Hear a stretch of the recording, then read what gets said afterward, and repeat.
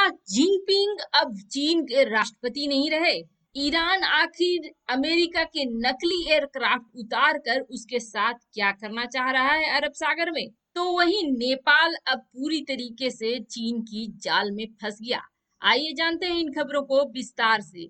एक बार फिर एक नए मुर्गे को पकड़ चुका है चीन और वह नया मुर्गा है नेपाल। नेपाल को सपनों का रेल दे रहा है चीन या फिर कर्ज का जाल दे रहा है। एक और जहां चीन और नेपाल दोनों ने भारत के साथ अभी तनाव वाला रवैया अपना रखा है, वहीं इन दोनों पड़ोसियों के आपस में संबंध काफी गहरे होते जा रहे हैं। चीन नेपाल में भारत की सीमा के करीब रेलवे प्रोजेक्ट का प्लान बना रहा है। बीआरआई के तहत 72 किलोमीटर रेलवे लाइन तिब्बत से काठमांडू होकर लुम्बिनी तक जाएगी, जो लुम्बिनी भारतीय सीमा के करीब है।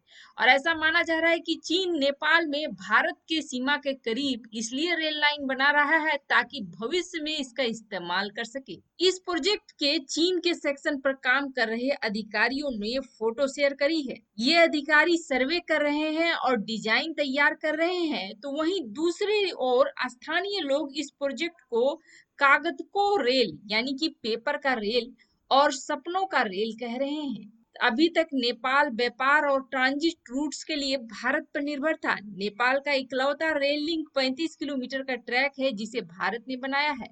ऐसे में चीन ने वादा किया है कि वह उसे एक नया ऑप्शन देगा ताकि भारत पर उसको निर्भर नहीं रहना पड़े। इसे लेकर देश के अंदर अलग अलग तरह के राय हैं। कुछ मानते हैं कि नेपाल के लिए यह बहुत अच्छा मौका है जिससे चीन और भारत के बीच एक ट्रांजिट हब बन जाएगा, तो वहीं कुछ एक्सपर्ट ये मानते हैं कि नेपाल को चीन से मिलने वाले कर्ज को लेकर सावधान रहना चाहिए। नेपाल की अर्थव्यवस्था इतनी बड़ी नहीं है कि वह चीन के कर्ज को लौटा सके। ऐसे में चीन को सावधान रहने की जरूरत है। चीन ने नेपाल से कनेक्टिविटी का वादा तो कर दिया है, लेकिन जिस रास्ते पर यह रेलवे प्रोजेक्ट बनाया जाना है वह इतना उबड़-खाबड़ है कि खुद में एक चुनौती है। चीन ने 2018 में एक टेक्निकल स्टडी में कई रुकावटों का जिक्र किया था। किरियोंग के पास पाइकू झील वाले उत्तरी और दक्षिणी ढलानों पर रैंप का निर्माण जरूरी हो गया है। इसके बिना काठमांडू सेक्शन को ट्रैक से जोड़ पाना मुश्किल था क्योंकि हिमालय के दोनों ओर ऊंचाई में काफी फर्क है। वैसे अब ऐसा लग रहा है कि धीरे धीरे नेपाल पूरी तरीके से कब्जे में चला जाएगा चीन के। अभी तो राजनीतिक रूप से ही गया है, धीरे धीरे भौगोलिक रूप से भी चला जाएगा। अमेरिका और ईरान के बीच की खुंदस जग जाहिर है। ईरान भी एक मौका ढूंढ रहा है अपना खुंदस निकालने का। अमेरिका से जारी तनाव के बीच ईरान ने अब अरब सागर में क्या कर दिया है जिसकी वजह से एक हलचल सी मच गई है। ईरान ने अरब सागर में स्थित हरमुज जल संधि इलाके में अमेरिकी एयरक्राफ्ट कैरियर निमित्ज की एक प्रतिकृति को उतारा है, यानी डुप्लीकेट को। सोमवार को जारी की गई सैटेलाइट तस्वीरों से कहा गया है कि यह संकेत मिल रहा है कि ईरान जल्द ही इस नकली एयरक्राफ्ट कैरियर का इस्तेमाल सैन्य अभ्यास में कर सकता है। मैक्सार टेक्नोलॉजीज की ओर से रविवार को ली गई इन तस्वीरों में ईरान के एक तेज रफ्तार नौका विमान वाहक पोत की ओर जाती दिखाई दे रही है। इस नौका को पहले ही ईरानी बंदरगाह शहर अब्बास से समुद्र में उतारा गया था। ईरान की सरकारी मीडिया और अधिकारियों ने हरमुज जल संधि में विमान वाहक पोत की एक डुप्लीकेट उतारने की बात की कोई पुष्टि नहीं करी। ऐसा लगता है जैसे ईरान का अर्धसैनिक रिवोल्यूशनरी गार्ड 2015 में किए गए ऐसे ही मॉक सिंक को दोहराने की तैयारी कर रहा है। पश्चिम एशिया में समुद्री रास्तों का निरीक्षण करने वाली बहरीन स्थित अमेरिका के 5वें बेड़े ने भी इस पर कोई टिप्पणी नहीं की है। यूएस नेवी का बहरीन स्थित 5वां बेड़ा इस इलाके में गश्त करता है और ऐसा कहा जा रहा है कि ईरान के इस नकली एयरक्राफ्ट कैरियर को अमेरिका के निमित्ज एयरक्राफ्ट कैरियर की तर्ज पर बनाया गया है। अमेरिकी एयरक्राफ्ट कैरियर अक्सर इस इलाके में गश्त लगाता रहता है।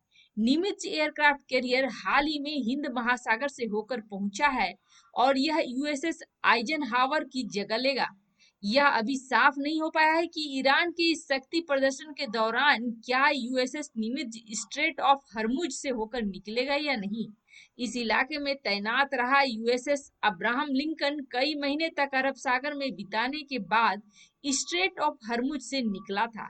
उधर यूएसएस आइजनहावर पिछले हफ्ते ही हरमुज से निकला था। ईरान के नकली एयरक्राफ्ट कैरियर पर 16 नकली फाइटर जेट्स हैं और यह 200 मीटर लंबा और 50 मीटर चौड़ा है, जबकि असली निमित्ज एयरक्राफ्ट कैरियर 300 मीटर लंबा और 75 मीटर चौड़ा है। अमेरिका और सीसीपी के संबंध अब बिगड़ते ही जा रहे हैं। दोनों में तनाव भी बढ़ रहा है और खटास भी बढ़ रहा है।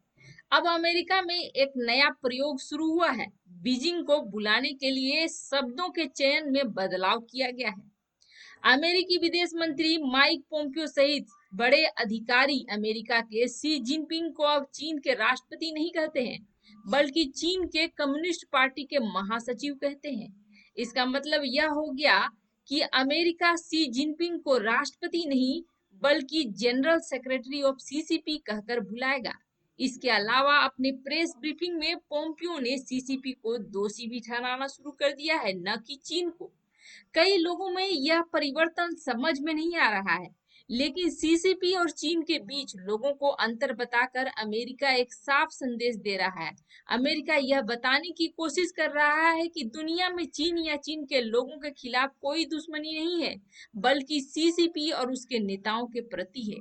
अमेरिका इस माध्यम से चीन में बैठी सत्तावादी शासन की ओर संकेत कर रहा है, जो कि आम जनता से बुनियादी आजादी को छीन चुका है और दशकों से उसका शोषण कर रहा है।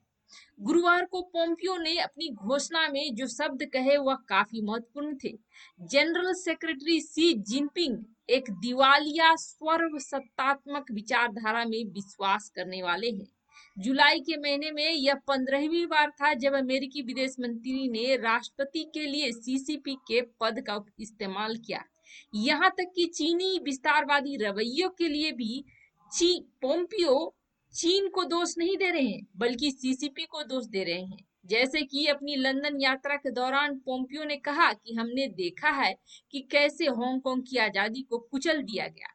हमने सीसीपी को अपने पड़ोसियों पर धौंस जमाते देखा है, दक्षिण चीन सागर में गुंडागर्दी करते देखा है और भारत को घातक लड़ाई के लिए उकसाते देखा है। यहाँ पर पोम्पियो ने कहीं भी चीन का जिक्र नहीं किया, बल्कि सिर्फ सीसीपी का। और सिर्फ पोम्पियो ही नहीं, बल्कि ट्रंप के प्रशासन में जितने भी बड़े अधिकारी हैं, जैसे कि एफबीआई के निदेशक, अटॉर्नी जनरल, राष्ट्रीय सुरक्षा सलाहकार और ये सभी शी जिनपिंग को महासचिव या चीन के सीसीपी कहकर बुला रहे हैं।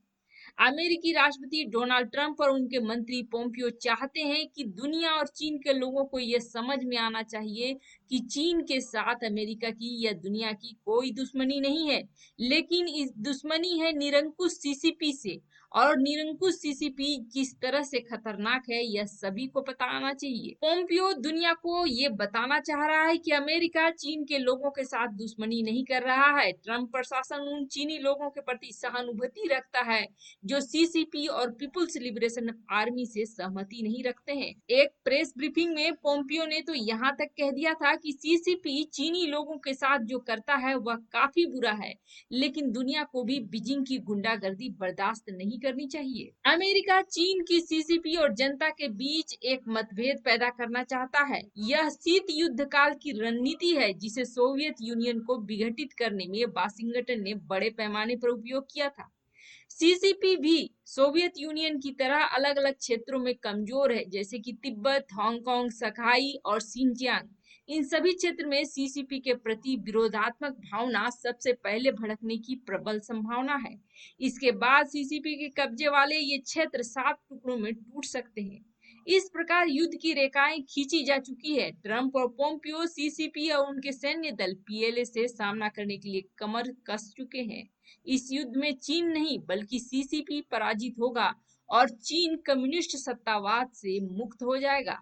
चीन 50 सालों तक युद्ध लड़ेगा, यानी कि आने वाले 50 सालों में वह 5 से 6 देशों के साथ युद्ध लड़ेगा और उसका पहला निशाना होगा ताइवान।